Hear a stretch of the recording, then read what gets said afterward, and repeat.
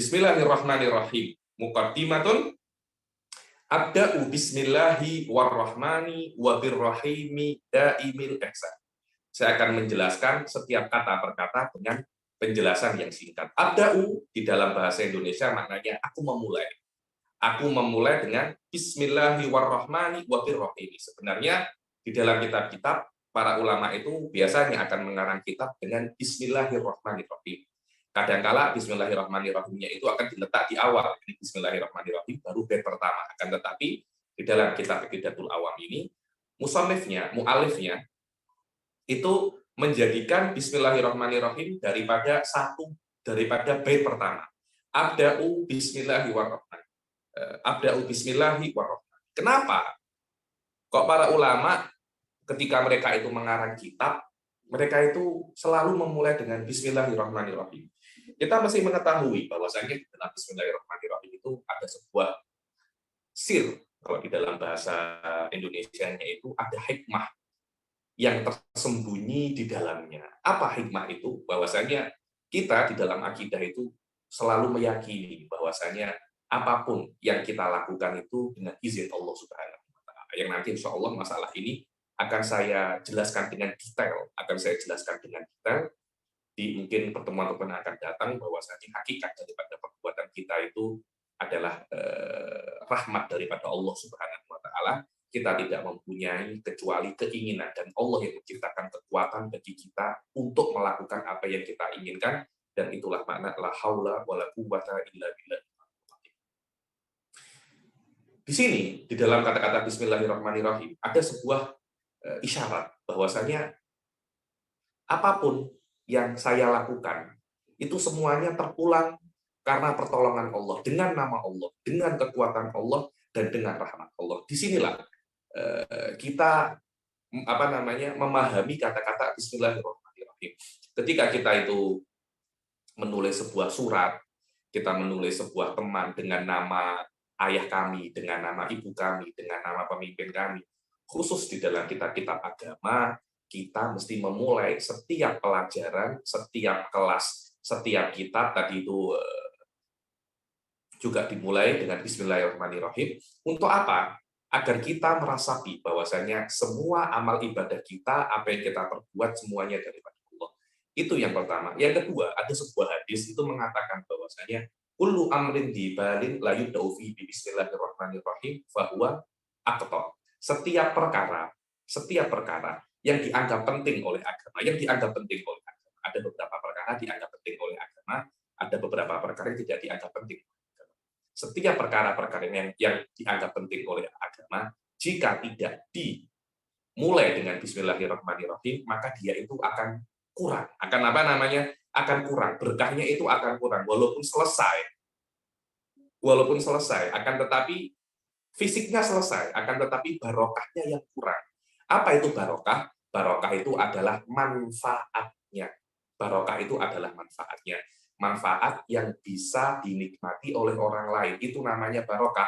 Banyak orang-orang itu salah paham tentang hakikat barokah. Barokatul Rasul adalah manfaat Rasul Shallallahu Alaihi Wasallam. Barokatul Kiai adalah manfaat Kiai. Barokatul Ulama adalah manfaat daripada ulama. Setiap kitab yang tersebar di mana-mana, maknanya berkahnya itu banyak, dan mesti dimulai dengan bismillahirrahmanirrahim, karena setiap perkara yang dianggap penting oleh agama dan tidak dimulai dengan bismillahirrahmanirrahim, pasti berkahnya dan manfaatnya itu kurang. Walaupun secara fisik selesai, akan tetapi berkahnya tidak dimanfaatkan oleh banyak orang, tidak sebanyak jika dimulai dengan bismillahirrahmanirrahim. Kemudian juga para ulama memulai kitabnya dengan bismillahirrahmanirrahim, dengan dengan harapan mereka itu bisa mendapat keberkahan juga daripada Al-Quran, karena Al-Quran adalah kitab yang paling mulia. Selama dia kitab paling mulia, kita disuruh oleh Allah untuk mencontoh sesuatu yang mulia. Jika mengarang kitab, contohlah Al-Quran, yang mana Al-Quran itu juga dimulai dengan bismillahirrahmanirrahim. Kemudian setiap kata daripada bismillahirrahmanirrahim itu mempunyai makna yang yang dalam. Akan tetapi saya akan membahas secara global saja. Yang pertama, kata-kata bismi. Bismi itu dengan bahasa Indonesianya, itu artinya adalah dengan nama. Dengan nama siapa? Allah. Allah itu adalah nama Tuhan. Nama Tuhan yang kita yakini, yang orang Islam yakini. Karena ada Tuhan-Tuhan yang lain yang diyakini bahwasanya Tuhan itu ada. Kita sebagai seorang muslim, kita mesti meyakini bahwasanya Tuhan, satu-satunya Tuhan yang ada, yang benar itu adalah yang namanya Allah. Ada lagi Tuhan-Tuhan yang diyakini oleh umat yang lain itu tidak benar. Akan tetapi walaupun itu tidak benar, kita tidak boleh mengganggunya. Kita tidak boleh apa? Mengganggunya. Lakum dinukum waliyadin. Ham ini mesti kita praktekkan di dalam kehidupan beragama dan di dalam kehidupan bernegara. Walaupun kita meyakini diri kita benar, kita juga mesti meyakini orang lain itu salah. Agama selain Islam itu salah. Cuma kita tidak boleh untuk mengganggunya. War-Rahman, apa itu Ar-Rahman? Ar-Rahman Ar-Rahim itu adalah salah satu daripada nama-nama Allah. Dan nama-nama Allah itu ada 99. Ada 99 yang kita kenal dengan nama Al-Asma'ul Husna. Al-Asma'ul Husna. Asma'ul Husna ini bukan semua nama-nama Allah, akan tetapi nama-nama Allah yang diizinkan bagi Allah kepada kita untuk mengetahuinya. Hakikat daripada nama Allah itu lebih daripada 99. Cuma yang bisa kita ketahui hanya 99. Dan nama-nama Allah 99 ini adalah nama yang kalau kita memanggil Allah dengan nama ini tidak ada masalah. Selain dengan nama ini ada beberapa syarat. Namanya mesti tidak mengisyaratkan kekurangan. Saya di Jawa, di Tulungagung itu setempat kota saya kelahiran, saya itu sering ke sana. Saya itu selalu melihat orang-orang Jawa, orang-orang desa itu selalu memanggil Allah itu dengan pangeran. Pangeran, nanti kita meminta kepada pangeran. Pangeran itu di dalam bahasa Jawa adalah tempat untuk ngenger, dengan mana tempat untuk meminta. Yang mana pangeran itu tidak ada di dalam Asmaul Husna. Apakah mengatakan pangeran itu boleh? Di dalam pendapat yang dikatakan oleh Al-Imam Al-Baqillani, Abu Bakar Al-Baqillani mengatakan tidak ada masalah. Selama nama itu tidak mengisyaratkan kekurangan bagi Allah Subhanahu wa Ta'ala. Ada beberapa nama yang mungkin mengisyaratkan kekurangan, seperti Allah itu profesor, itu tidak boleh semacam itu. Karena untuk menjadi gelar profesor itu perlu ada sekolahnya, perlu ada gelar-gelar akademik yang diberikan. Hal itu menandakan bahwasanya Allah itu perlu sekolah atau apa. Maka jika hal itu menandakan kekurangan bagi Allah, tidak boleh kita katakan dengan nama-nama semacam itu. Tapi kalau kata itu tidak mengisyaratkan kekurangan bagi Allah, tidak ada masalah. Walaupun tidak ada di dalam Asmaul Husna. Cuma 99 nama ini daripada Asmaul Husna ini pasti halal dan tidak berdosa kita memanggil Allah dengan 99 nama ini. Dan dua daripada nama itu adalah Ar-Rahman dan Ar-Rahim. Banyak sekali tafsir-tafsir makna-makna tentang Ar-Rahman Ar-Rahim. Cuma makna yang saya kira paling mudah untuk difahami adalah yang dikatakan oleh Al-Imam As-Sanusi di dalam kitab beliau Syarh Asma'ul Husna, bahwasanya Ar-Rahman adalah yang maha memberi nikmat dengan nikmat-nikmat duniawi. Ar-Rahim adalah yang maha memberi nikmat dengan nikmat-nikmat ukhrawi. Jadi kalau seumpamanya Allah memberi kita mobil yang baru, memberi kita kereta yang baru. Apa keretanya? Dulu mobil saya Kijang Innova, kemudian diberi BMW atau Audi.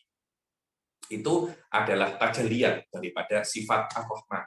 Kalau kita masuk surga bighairi hisab, itu adalah tajalian daripada sifatul Rahim. Maka Ar-Rahman adalah yang maha pemberi nikmat untuk nikmat-nikmat duniawi. Ar-Rahim adalah yang maha pemberi nikmat daripada nikmat-nikmat ukhrawi. Untuk apa kita mengetahui semacam itu? Agar kita bisa untuk berdoa kepada Allah dengan benar. Karena berdoa itu ada SOP-nya. Jadi kalau kita itu ingin berdoa dan doa itu ingin cepat dikabulkan oleh Allah, hendaklah ketika kita itu berdoa, kita menyelaraskan apa yang kita minta dengan apa yang kita panggil, nama apa yang kita gunakan kepada Allah Subhanahu wa Ta'ala. Jadi antara apa yang kita minta dan nama Allah itu ada kompatibel. Jadi kalau kita menginginkan perkara-perkara duniawi, ya gunakan Ar-Rahman. Kalau kita menginginkan perkara-perkara ukhrawi, ya gunakan Ar-Rahim. Kenapa? Agar kompatibel, agar mudah untuk diterima.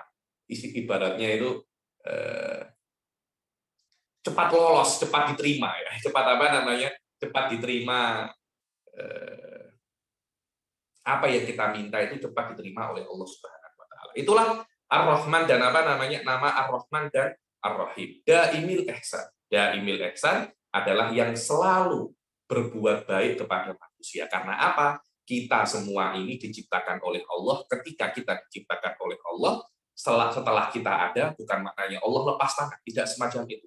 Bagaimana cara ahli sunnah itu memahami hubungan antara Allah dan makhluknya? Bukan Allah menciptakan manusia, kemudian Allah lepas tangan, menyuruh manusia untuk melakukan apa yang mereka inginkan. Tidak semacam itu. Akan tetapi Allah Subhanahu wa taala menyuruh Allah Subhanahu wa taala menciptakan manusia dari ketidakadaan menjadi ada. Setelah manusia itu ada, Allah Subhanahu wa taala terus mensuplai nikmat. Terus mensuplai nikmat untuk manusia itu tetap ada. Dari ketidakadaan menjadi ada, ketika ada untuk terus ada. Continuing di dalam keberadaan manusia itu terpulang kepada suplai nikmat daripada Allah Subhanahu wa taala. Detak jantung kita itu adalah suplai nikmat. Hembusan nafas kita adalah suplai nikmat. Aliran darah kita adalah suplai nikmat. Sampai beberapa ulama ahli sunnah itu mengatakan hakikat daripada kematian bukan cuma malaikat Israel mencabut nyawa, akan tetapi putusnya suplai nikmat daripada Allah Subhanahu wa taala.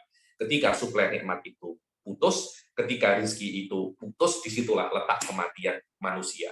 Jantung tidak berdetak, hidung tidak bisa bernafas lagi, disitulah manusia itu akan meninggal. Itulah makna daripada kata-kata yang ada di bait daimil ihsan. Allah terus berbuat baik kepada manusia dan tidak ada satupun perbuatan Allah itu buruk dan baik itu terpulang kepada orang masing-masing. Karena apa yang kita anggap buruk mungkin baik bagi orang lain. Saya selalu mengatakan corona mungkin buruk bagi kita, tapi bagi aplikasi Zoom yang dulu tidak ada mengenal Zoom, kemudian mengenal Zoom. Akhirnya corona itu baik untuk Zoom, buruk untuk kita. Jadi tidak ada baik dan buruk yang mutlak, itu tidak ada. Dan apapun yang diberikan oleh Allah kepada manusia, semuanya adalah kebaikan. Semuanya adalah kebaikan. Baik dan buruk itu relatif bagi kita saja. Inilah makna bait yang pertama. Abda'u bismillahi warrahmani wabirrahimi daimil ihsan. Dan yang terakhir daripada penjelasan daripada bait ini, yang namanya bismillah mempunyai beberapa hukum. Yang pertama adalah hukum bismillah itu kadangkala menjadi wajib. Kapan hukum bismillah itu menjadi wajib? Di dalam sholat. Karena kalau kita membaca Al-Fatihah, salah satu daripada ayat Al-Fatihah itu Bismillahirrahmanirrahim. Kalau kita di dalam mazhab Al-Imam Asy-Syafi'i membaca Al-Fatihah tanpa Bismillahirrahmanirrahim, tidak sah sholat kita. Ada beberapa mazhab yang lain, di antaranya adalah mazhab Imam Al-Maliki mengatakan bahwasanya Bismillahirrahmanirrahim bukan bagian daripada Al-Fatihah. Ada pendapat semacam itu, cuma mazhab yang dipakai oleh majoriti Muslim di Indonesia, Bismillahirrahmanirrahim adalah salah satu daripada ayat yang ada di dalam Al-Fatihah. Jadi kalau kita sholat tidak menggunakan Bismillahirrahmanirrahim, maka sholat kita tidak sah. Maka hukum Bismillah menjadi wajib. Yang kedua, kadang-kala Bismillah itu menjadi sunnah. Kapan Bismillah itu menjadi sunnah? Ketika kita melakukan perkara yang sunnah. Contohnya kita mau mengajar semacam ini, kita mau taklim semacam ini, majlis taklim semacam ini hukumnya sunnah, majlis maulid itu hukumnya sunnah, majlis tahlil itu hukumnya sunnah. Sebelum memulai, kita memulai dulu dengan Bismillahirrahmanirrahim. Maka Bismillah ketika itu hukumnya sunnah. Kadangkala Bismillah itu hukumnya mubah, dilafadzkan tidak mendapat pahala, ditinggalkan juga tidak mendapat dosa. Kapan itu? Kalau kita mengganti memindahkan barang dari tempat ke tempat yang lain. Contohnya ini saya pindah MP3 ini saya pindah dari kanan ke kiri. Bismillahirrahmanirrahim. Bismillahirrahmanirrahim. Ketika itu hukumnya Bismillah itu mubah. Saya buat tidak mendapat pahala, tidak saya buat juga tidak mendapat dosa. Kemudian bila-bila kapan-kapan ada di dalam kasus Bismillah itu makruh. Kalau kita melakukan perkara yang makruh, kemudian sebelum melakukan perkara yang makruh kita mengucapkan Bismillah. Apa contoh perkara yang makruh itu? Mencabut uban. Kalau ada uban di dalam rambut kita, ini rambut saya sudah banyak ubannya. Kemudian ketika saya mencabutnya, Bismillah, Bismillah, Bismillah, mencabut ubannya makruh, Bismillahnya juga apa namanya makruh. Dan yang terakhir adalah haram. Kapan Bismillah itu haram? Bismillah itu haram kalau kita melakukan Bismillah, kita melafalkan Bismillah sebelum melakukan perkara-perkara haram. Contohnya ada orang mau minum arak, mau minum bir, mau minum minuman keras. Ini contohnya di Indonesia kan ada bir namanya apa? Kopi miring, ada yang cap tikus atau apa itu. Sebelum minum, Bismillahirrahmanirrahim. Minum minuman kerasnya haram, Bismillahnya juga apa namanya haram. Karena di situ ada unsur kita itu semacam mocking kepada Allah Subhanahu wa taala. Ada semacam kita itu mengejek Allah Subhanahu wa taala. Bagaimana kita mengatakan dengan nama Allah tapi kita melakukan sesuatu yang dimurkai oleh Allah Subhanahu wa taala. Mau apa itu namanya? Banyaklah mau perkara-perkara sebelum mencuri Bismillahirrahmanirrahim. Mencurinya berdosa, Bismillahnya juga berdosa. Ada dua dosanya di situ. Inilah syarat daripada bait pertama daripada Abda'u Bismillahirrahmanirrahim wa birrahimi daimil ihsan.